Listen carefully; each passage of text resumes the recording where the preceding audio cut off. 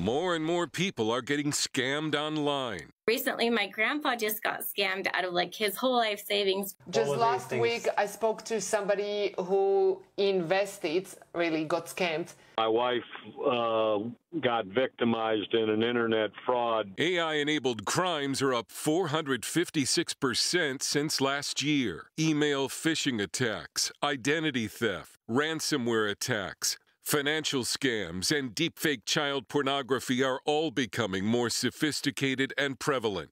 Artificial intelligence has become the tool of choice for online criminals because it is erasing the line between the real and the fake.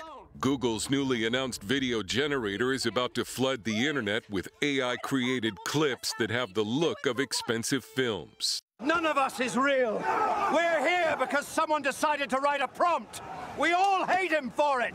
AI can take this. Artificial intelligence will supercharge online criminal activity and turn it into this deepfake of me saying whatever someone programs my image to say, and it doesn't have to be true. I've never seen anything move faster in my lifetime than AI. Not the internet, not crypto, not anything else. And I mean, what we're doing is we're measuring this technology in days. Former federal prosecutor Ari Redbord is the global head of policy at TRM Labs.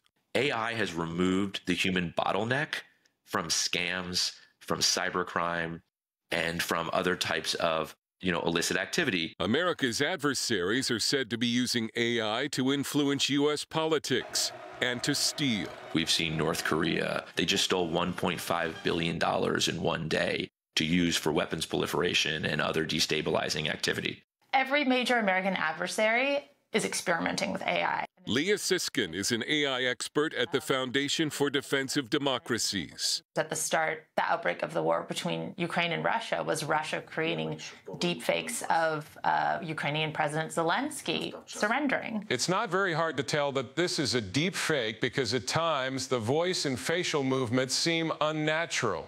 However, online criminals are already working to fix these kinds of imperfections, says cybersecurity expert Neil O'Farrell. So if you're looking for those as a way to tell the difference between deepfake and real, you're probably setting a trap for yourself because the bad guys know those are the giveaways. So they're working very, very hard on fixing those telltales. How can you protect yourself from these scammers?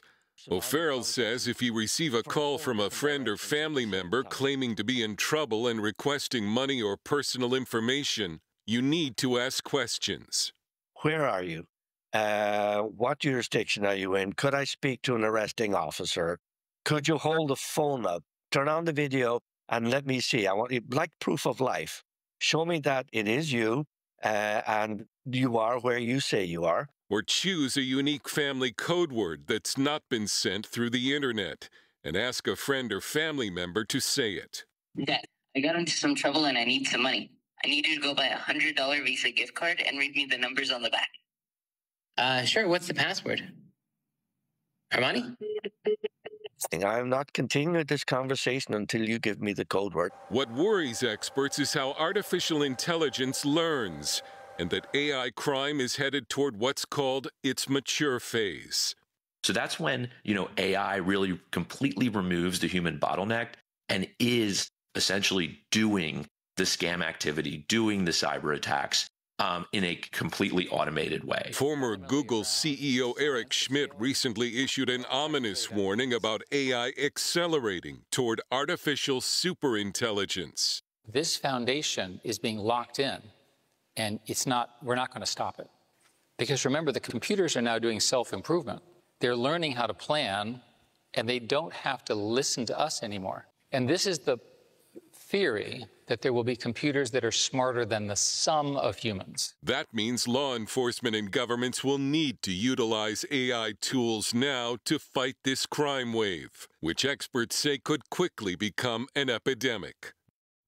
Wow. All right. Well, Dale is with us now for more on this subject. I hope it's Dale. Dale, I hope it's you. We didn't come up with a password ahead of time. You'll have to trust me. I don't have proof of life. We will trust you. How confident are you that law enforcement can handle this AI crime wave? In the near term, I'm not confident at all. We just learned this week that OpenAI's one of their models, their ChatGPT models they're experimenting with, refused an instruction to shut down and then sabotaged the shutdown mechanism. So this is what we're dealing with. AI is not only a tool for crime, it's faster than an army of criminals. It's more efficient and it learns. And so when you throw roadblocks in front of it, it problem solves until it can find a way around it. I reached a point in my interviews where I asked experts, is this going to render the internet useless? Because it will be so flooded with deepfakes and fake information and fake scandals. And they said, no, but we're going to have to find a way of verifying information. In a story, your report had so much information. There was a lot to handle. One line caught my ear quickly, and you moved past it. But how did the North Koreans steal $1.5 billion? They looted a cryptocurrency exchange. They broke into it. And the experts think they used a phishing email to get a password. But this is a cautionary tale for all of us. If you're not storing your money online, your bank has a presence online. And yes, banks are insured. But none of these financial institutions, I think, are as secure as they used to be because of AI. All right. We're not trying to scare people. We're trying to bring people awareness of what's going on. How concerned should we be that our enemies are using or could use AI against us? Well, I would hope we're preparing for it because it levels the playing field for a country, let's say like North Korea, a poor country that can use AI to inflict major damage on us. And I think, in fact, we could reach a point where a major AI attack is viewed as an act of war that might bring a military response. It could do that much damage. Can this story have a happy ending, so to speak? Can we harness the strength of artificial intelligence without being constantly scammed? I would hope so. You know, new technology always comes before ethics and law, and we're in the Wild West phase right now, and we need the ethics and law, and we need solutions so that we can trust the internet. But you know, Andrew, when I started this story, I had some skepticism that AI might not be as big as people say it is.